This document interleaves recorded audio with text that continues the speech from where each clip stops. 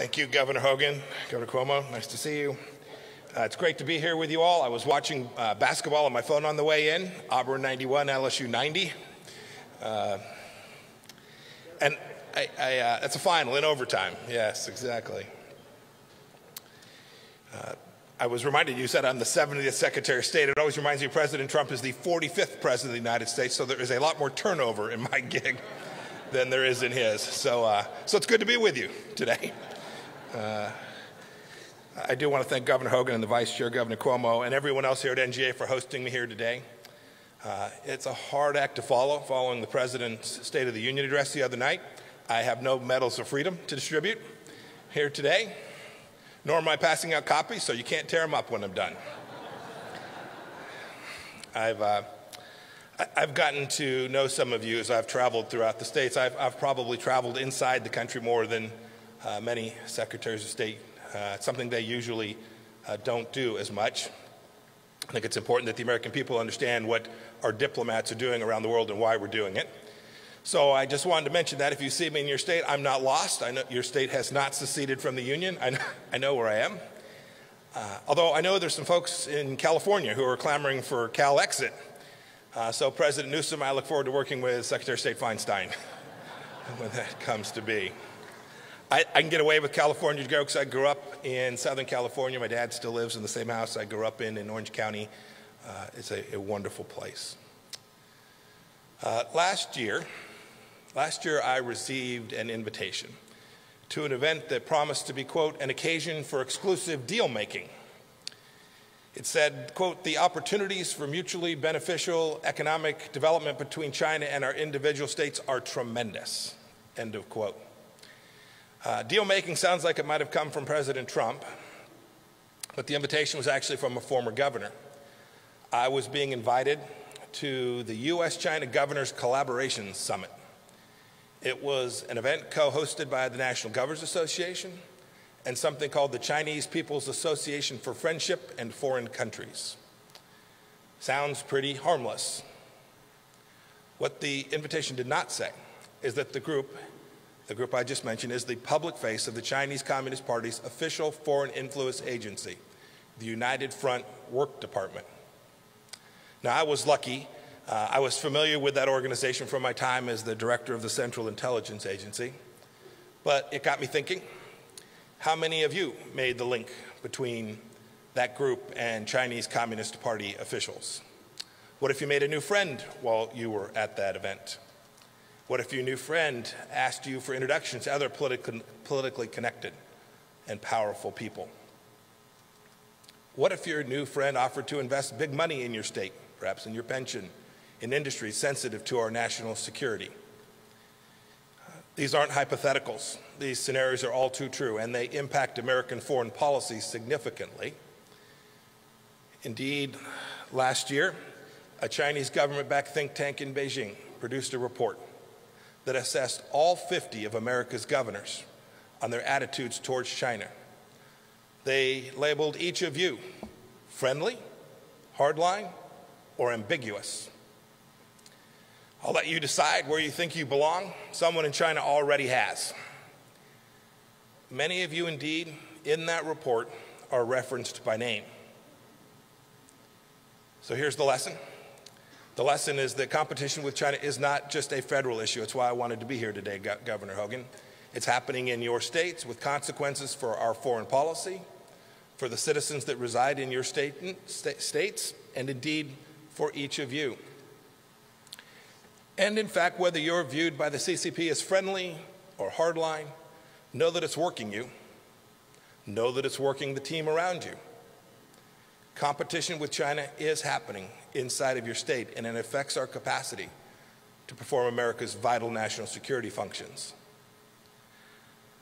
I want to set the context today for this topic. At the end of the Cold War, America started to engage with China heavily.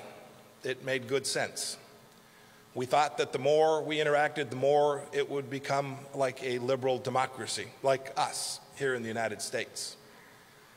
It didn't happen. And you all know this. Indeed, under Xi Jinping, the country is moving exactly in the opposite direction. More repression, more unfair competition, more predatory economic practices, indeed a more aggressive military posture as well. Now, you should know, this doesn't mean we can't do business with China. I had an operation when I ran Century International. We had a small office in Shanghai. We can find places to cooperate when our interests converge. You can see that in the first part of the trade deal that President Trump got done, signed last month. We're happy about that. It was the right thing to do. That was indeed a deal that was good for both the United States and China. And these economic ties are powerful. They're important and good. They're good for your state. They're good for America. Look at the nearly 18 tons of medical supplies the United States just flew to China this past week to help fight the coronavirus. Yesterday, we announced more than $100 million in assistance to China and the countries that are affected by that virus. And on that note, too, I want to take just a moment to note I want to send my condolences to the loved ones of the United States citizen who fell victim to the coronavirus in Wuhan over the last days. But while there are places we can cooperate, we can't ignore China's actions and strategic intentions. If we do, we risk the important components of our relationships that benefit both countries. The Chinese government has been methodical in the way it's analyzed our system, our very open system, one that we're deeply proud of. It's assessed our vulnerabilities, and it's decided to exploit our freedoms to gain advantage over us at the federal level, the state level, and the local level.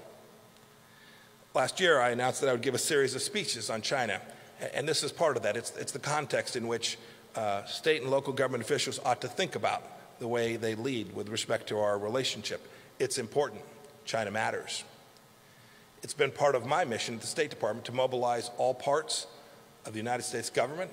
I was out in Silicon Valley a couple of weeks ago to talk to America's leading tech companies about this very set of issues, and I need your help too. What China does in Topeka and Sacramento reverberates in Washington and Beijing and far beyond. Competition with China is happening. It's happening in your state. In fact, I'd be surprised if most of you in the audience have not been lobbied by the Chinese Communist Party directly. Chinese Communist Party friendship organizations like the one that I referenced earlier are in Richmond, Minneapolis, Portland, Jupiter, Florida, and many other cities around the country. But sometimes China's activities aren't quite that public, and I want to talk about some of that today. Let me read you an excerpt of a letter from a Chinese diplomat. It was China's consul general in New York, sent a letter last month to the speaker of one of your state legislatures. Here's what the letter said in part. It said, quote, "As we all know, Taiwan is part of China.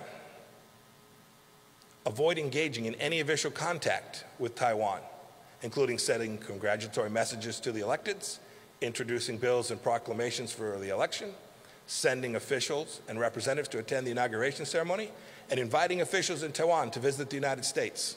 End of quote from the letter. Think about that. You add a diplomat from China assigned here to the United States, a representative of the Chinese Communist Party in the New York City, sending an official letter urging that an American elected official shouldn't exercise his right to freedom of speech. Let that sink in for just a minute. And this isn't a one-off event. It's happening all across the country. Chinese consulates in New York, in Illinois, in Texas, and 2 in California, bound by the diplomatic responsibilities and rights of the Vienna Convention, are very politically active at the state level, as is the embassy right here in Washington, D.C. Maybe some of you have heard about the time when the Chinese consulate paid the UC San Diego students to protest the Dalai Lama. Or last August, when a former governor, Phil Bryant of Mississippi, received a letter from a diplomat in the consul's office in Houston threatening to cancel a Chinese investment if the governor chose to travel to Taiwan. Phil went anyway. Last year, a high school in Chicago disinvited a Taiwanese representative to serve on a climate panel after Chinese pressure. You know, it's one thing to pressure the Secretary of State of the United States of America. It seems quite something else to go after a high school principal. It shows depth. It shows systematization.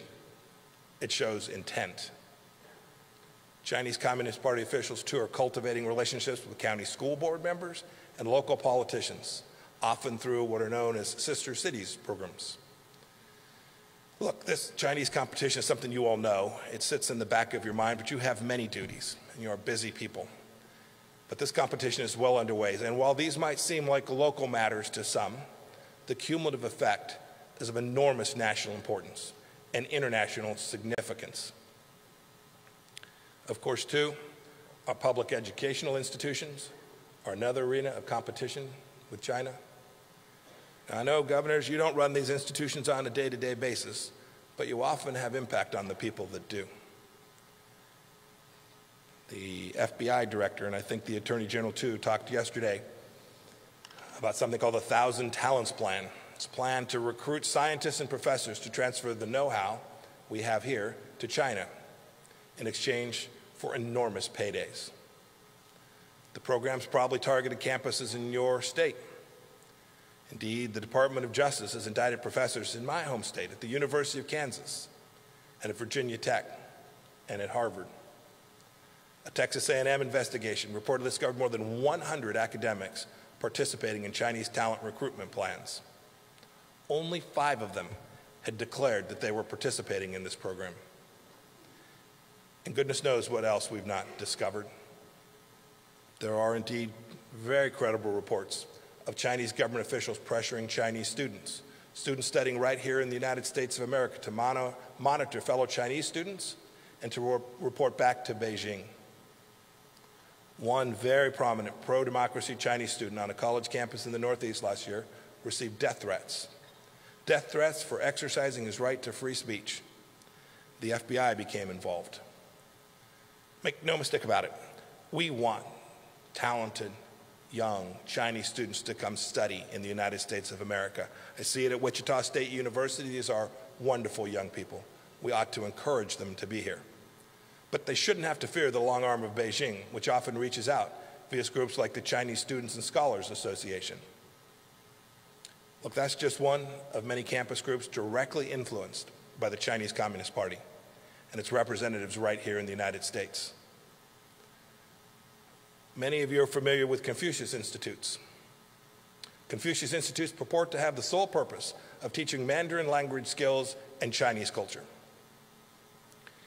A bipartisan Senate committee found last year in 2019 that the Chinese Communist Party controls nearly every aspect of the Confucius Institute's activities here in the United States. Over the past few months, the University of Missouri, the University of Kansas, the University of Maryland have independently decided to close down their Confucius Institutes after conducting their own reviews. And schools in 22 other states are doing or have already done the same. Sadly, China's propaganda campaign starts even earlier than college. China has targeted K-12 schools through its Confucius Classrooms, the CCP's program, to influence kids in elementary, middle, and high schools around the world. Do you know that we have no ability to establish similar programs in China? I'm sure that doesn't surprise you. President Trump's talked about reciprocity in trade. We should have reciprocity in all things. Today they have free rein in our system, and we're completely shut out from theirs. As of 2017, there were 519 of these classrooms in the United States. Beijing knows that today's kids are tomorrow's leaders. The China competition is happening. It's happening in your states, and it's a competition that goes to the very basic freedoms that every one of us values. And when it comes to doing business, I'm asking you to adopt a cautious mindset. In the words of President Reagan, when you're approached for introduction or a connection to a deal, trust but verify. I know you all have power over pension funds or the people that run them. As of its latest public filing, the Florida retirement system is invested in a company that in turn is invested in surveillance gear that the Chinese Communist Party uses to track more than 1 million Muslim minorities. California's pension fund, the largest public pension fund in the country, is invested in companies that supply the People's Liberation Army, that puts our soldiers, sailors, airmen, and Marines at risk. And as is the case for many Chinese companies too, no Sarbanes-Oxley. Their books are not wide open. So it's difficult to know if the transaction that's being engaged in is transparent and fair and follows the rule of law. Now, all of these things may well be legal. But the question is, do they demonstrate good judgment and preserve America's national security? I want to urge vigilance on the local level, too. In the District of Columbia, there have been concerns raised that the new metro cars manufactured by China could be vulnerable to cyber threats. So again, it's worth trusting but verifying. There are federal officials prepared to help you work your way through these challenges when they arise. Don't make separate individual deals and agreements with China that undermine our national policy. I know none of you would do so intentionally. Let us help you make sure we're getting it right. We're here to help. The Trump administration wants to help. There are so many things we have already done. Last year, we issued a letter to state governments. It reaffirmed that Taiwan remains a key business partner and a friend in every other way. We've strengthened the review process for Chinese companies that are investing in your states.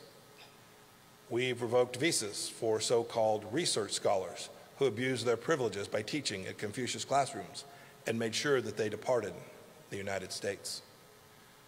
We've banned scientists from the Department of Energy, which oversees America's 17 largest labs, including our nuclear research facility in New Mexico.